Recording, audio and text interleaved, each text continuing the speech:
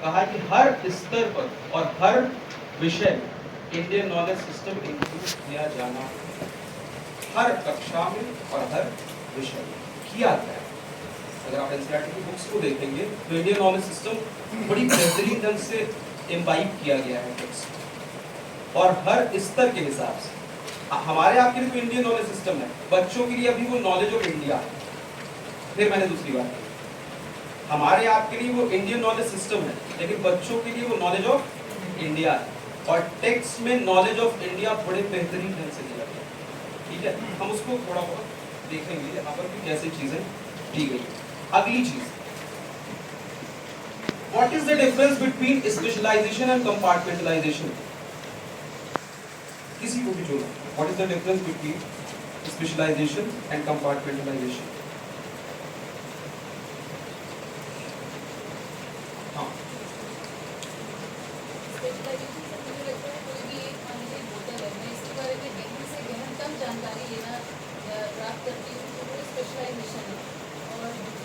Compartmentalisation. ठीक है, एक बात हमको ध्यान रखनी है, हमारे देश में हो क्या रहा है कि स्पेशलाइजेशन के नाम पर कंपार्टमेंटलाइजेशन हो रहा है। वो ठीक है, स्पेशलाइजेशन तो अच्छी चीज है, लेकिन कंपार्टमेंटलाइजेशन अच्छी चीज। और विश्व साहित्य का एक कॉन्सेप्ट दिया किसने दिया?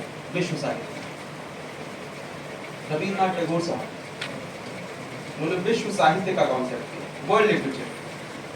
तो हम कंपार्टमेंटलाइजेशन के विरोधी रहे, और वो रहा है स्पेशलाइजेशन के नाम पर कंपार्टमेंटलाइजेशन।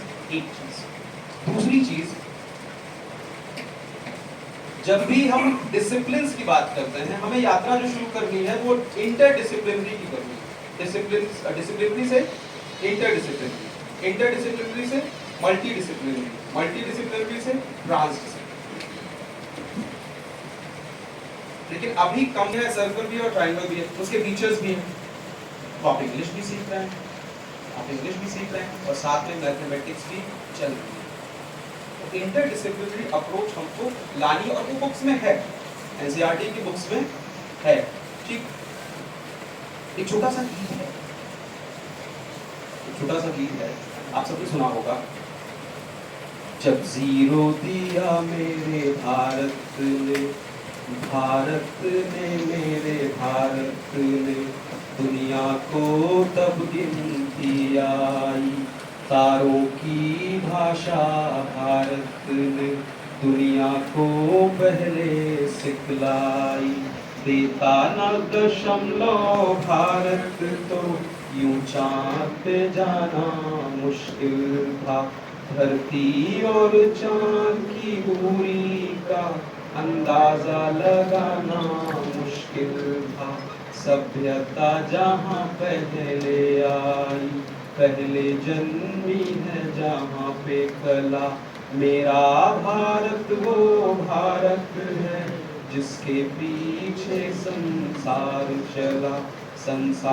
चला और आगे बढ़ा, यूं आगे बढ़ा बढ़ता ही रहा, भगवान करे ये और बढ़े, बढ़ता ही रहे और फूले फले, बढ़ता ही रहे और फूले फले। ये IKS है। आवाज बहुत अच्छी है सर आपकी। ये जो गीत है वो IKS है, ठीक है, और ये सभ्यता की भी बात कर रहा है, ये एस्ट्रोनॉमी की भी बात कर रहा है, ये मैथमेटिक्स की भी बात कर रहा है। और जब आप गीत को पूरा सुनेंगे तो IKS की बहुत सारी और चीजें भी आगे आएंगी। ठीक है, एक चीज। दूसरी चीज, बहुत सारे लोगों ने ये कहा कि NEP की ये बहुत अच्छी बात है कि कल्चर आ गया एजुकेशन में।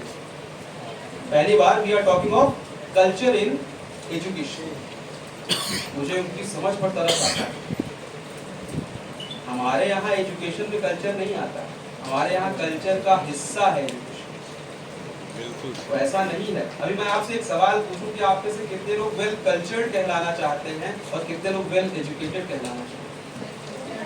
तो सब कहेंगे हम वेल कल्चर्ड कहलाना, बनना वेल एजुकेटेड चाहते हैं। तो there is a difference between being well cultured and well educated. और मैम जानती होगी, एन से उसने आप लिखा हो, ऐसा भी हो सकता है। पढ़ा लिखा भी शख्स गधा हो, ऐसा भी हो सकता है। ठीक है, तो कोई जरूरी नहीं है कि आप वेल एजुकेटेड हो जाएं तो वेल कल्चर्ड हो जाएं।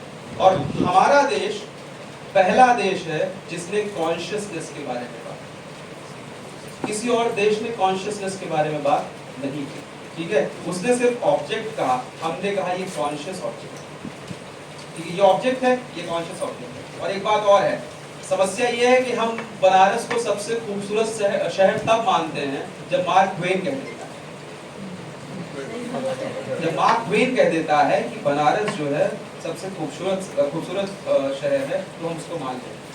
मार्क ट्वेन जब इंडिया को बखानता है तब हमें लगता है कि अच्छा, इंडिया में भी कुछ बात है।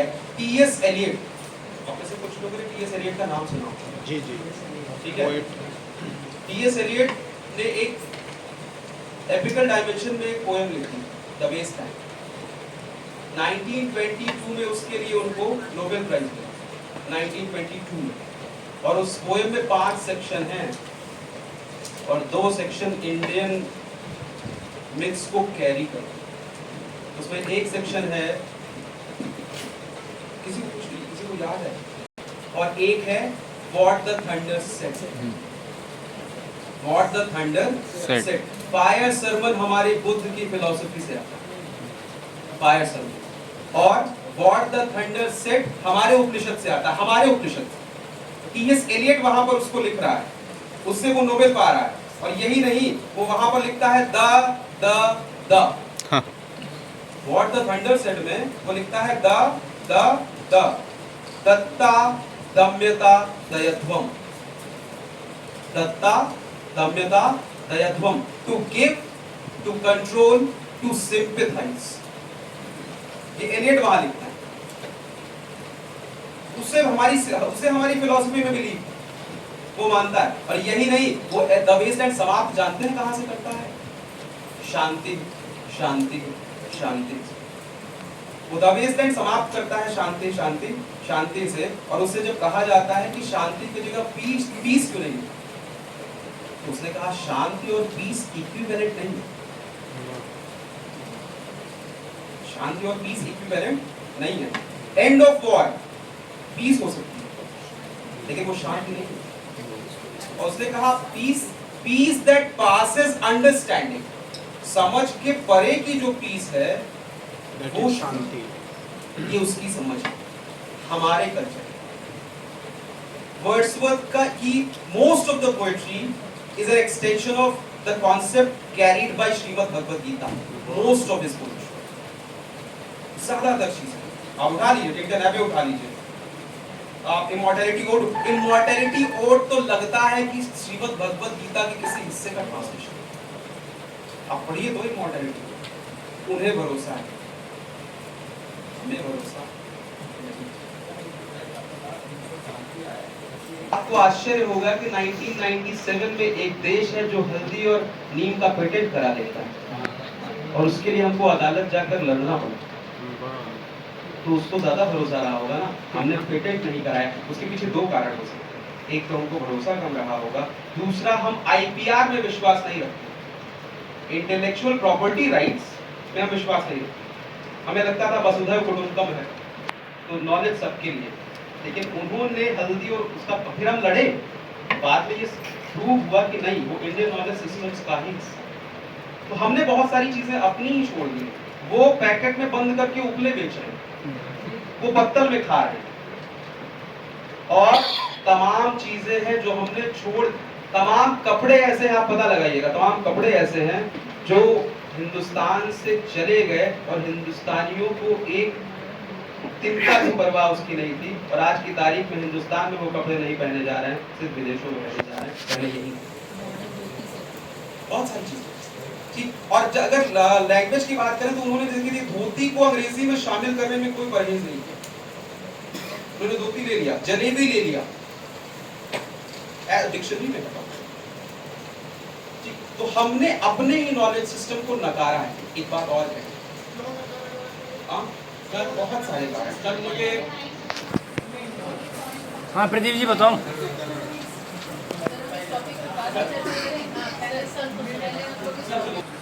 एक्चुअल में ये बात चल रही है कि हमने नकारा है, ठीक है, ये बात चल रही है, लेकिन ये नकारा कैसे, उसके लिए भी पीछे एक साजिश थी हमारी।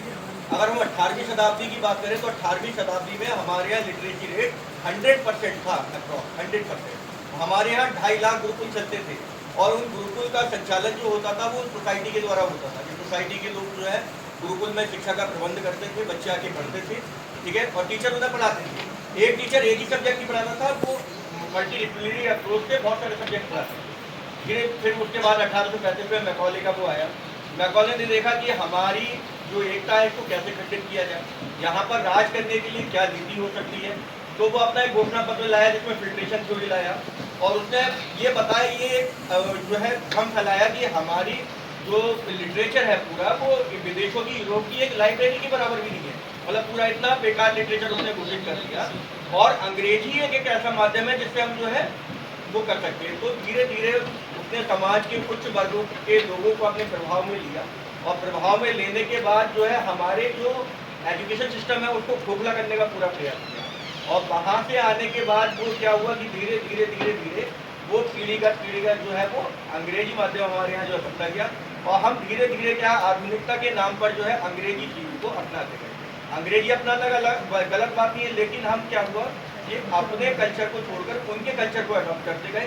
तो ये कहीं ना कहीं जो है एक हमारे साथ साजिश बहुत पहले हुई थी और उसको उभारने के लिए एनईपी ने मतलब जो है स्टेटमेंट दिया था कि इंडियन नॉलेज सिस्टम भारत की प्राचीन परंपराओं और भारत का जो जितना लिटरेचर है उसके आधार पर हम जो है अपने बच्चों में जो है सर्वांगीण विकास करने में योगदान प्रदान करें। बहुत अच्छा। हाँ बिल्कुल रहा है। और